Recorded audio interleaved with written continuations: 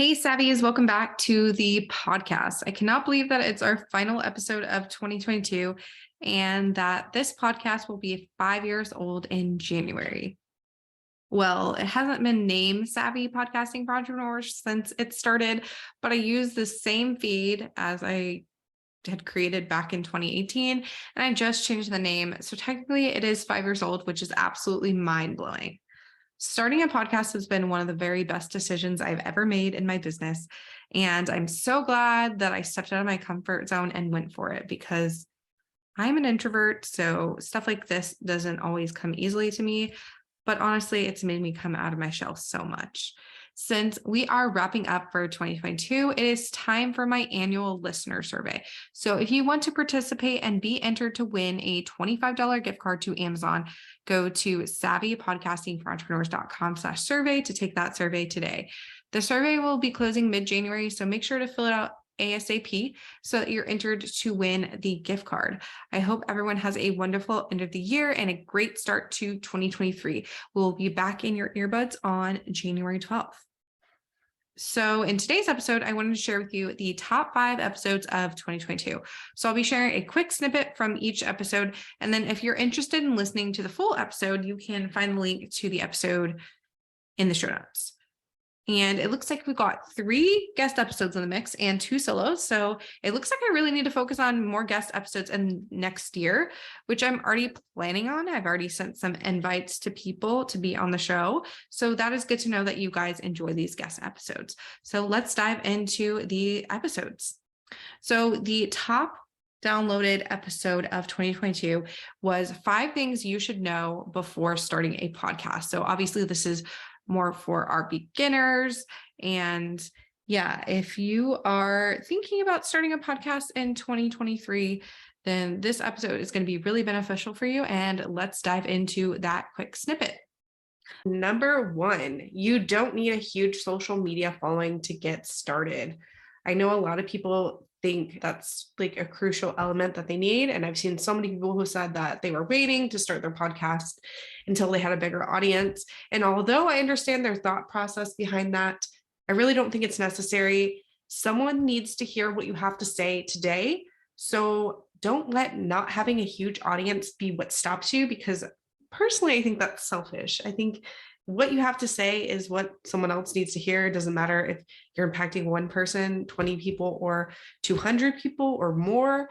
If you're withholding that information just because you don't have a huge audience, you're doing everyone a disservice, yourself, the person that needs to hear it, and just everyone as a whole. Okay. Number 2, podcasting is a long game.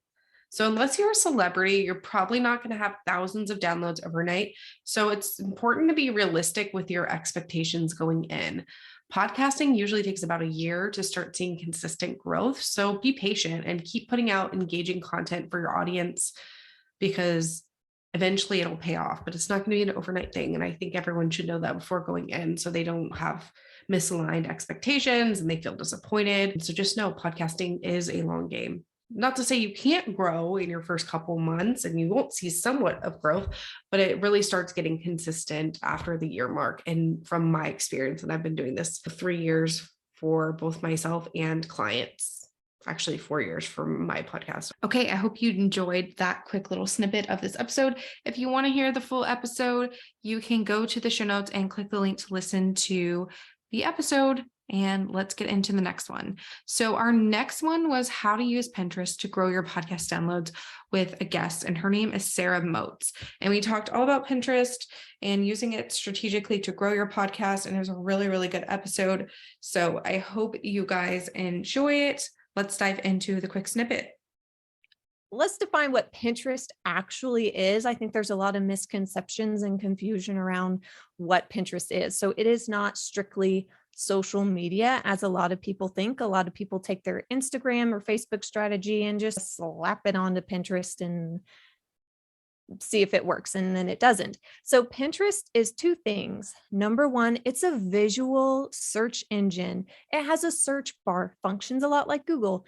Think of it as sexy Google. Very visual, image heavy. The second thing that it is a repurposing platform. So you can take your content that you've created all over the interwebs, YouTube, your podcast, IGTVs, landing pages, all of it, blog posts, create pins for it in Pinterest.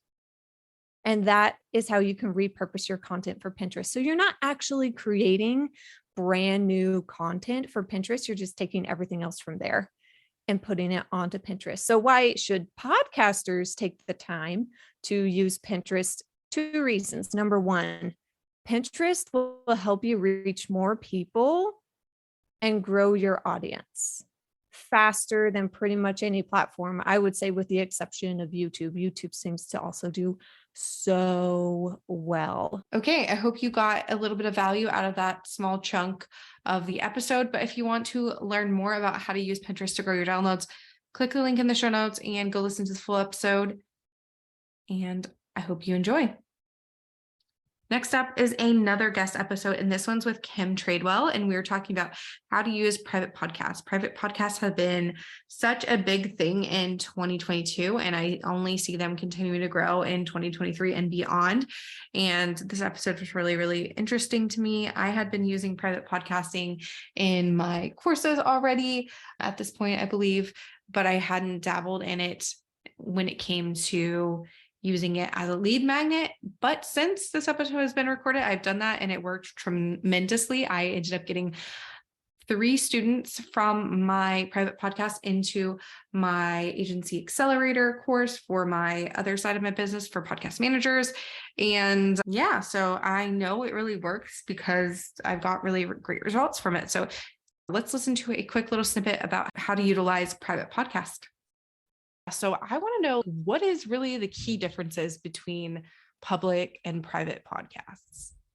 You bet. Really, the main difference is that a private podcast allows you to give exclusive content, and you can also create some urgency around it. It's not searchable like a typical public podcast. That's the easiest way to explain it. So what happens with a private feed is that you get your own RSS feed that you have to either set up through like your email automation system or send directly to your students, your clients, or whoever you want that specific private feed to go to. You can have it instant, or you can have it dripped or date-based, which is that exclusive piece that I had mentioned. You could say it's only for a 2-week period. So if you want to listen as soon as you can, because after that, it's going to be gone, and then you're moving on to the next thing. So I love the ability and the flexibility that you can use for it. And I love the opportunities that private feeds can bring to a business.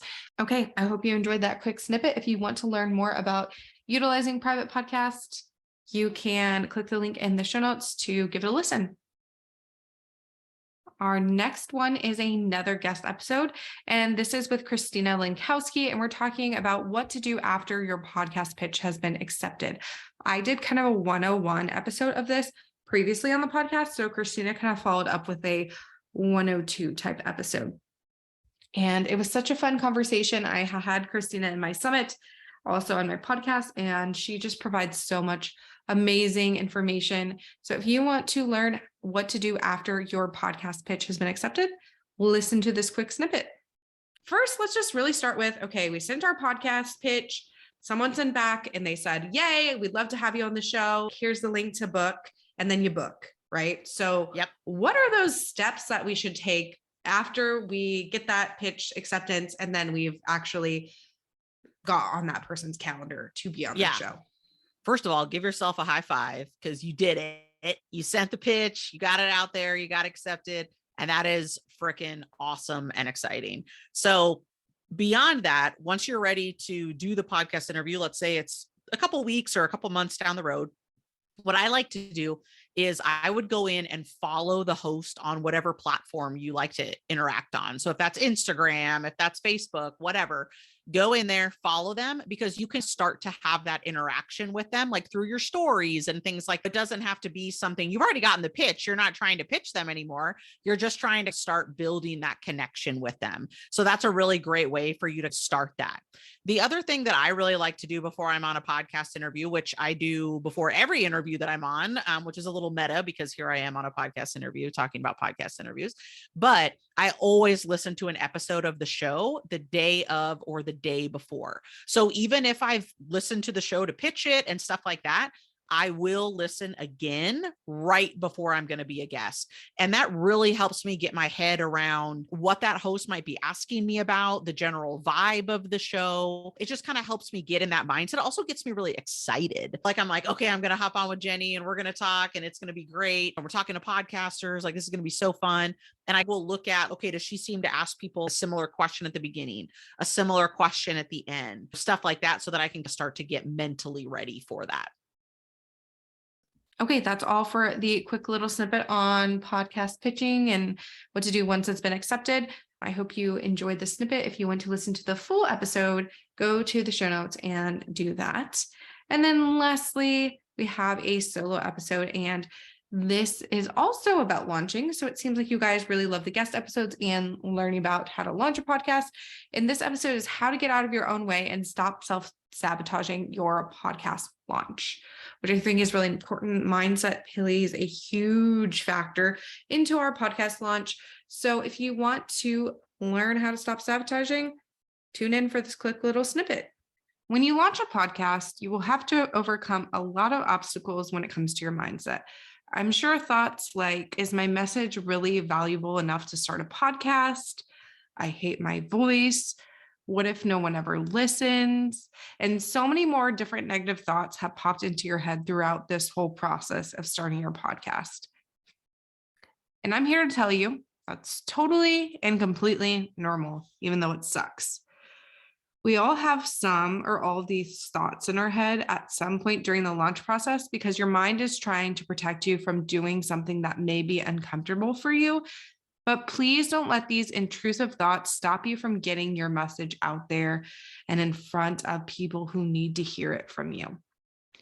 My best advice here is to try and block out all the negative self-talk and focus on creating great content that your audience will love. I know it's not as easy as it sounds, but your people truly need to hear your message. Trust me. So just do your best to really put your blinders on and focus on the task at hand so that you can create a podcast that has raving fans who are obsessed with everything that you have to offer. And they constantly tell their friends about you and your podcasts and offerings in general. Okay, that is it for this little snippet. If you want to learn more about how to stop self-sabotaging yourself for your podcast launch, go to the full episode by clicking the link in our show notes. And that is our top 5 episodes of 2022. I cannot wait to see what 2023 brings. If you want to be entered to win that gift card of $25 to Amazon, make sure to participate in our listener survey. That URL is savvypodcastingforentrepreneurs.com/survey. Once again, savvypodcastingforentrepreneurs.com/survey. And if you want to check out the show notes for this episode and listen to all these episodes that I listed in here, you can go to savvypodcastingforentrepreneurs.com, or you can click through to the description of this episode and then click over to our website and view them there.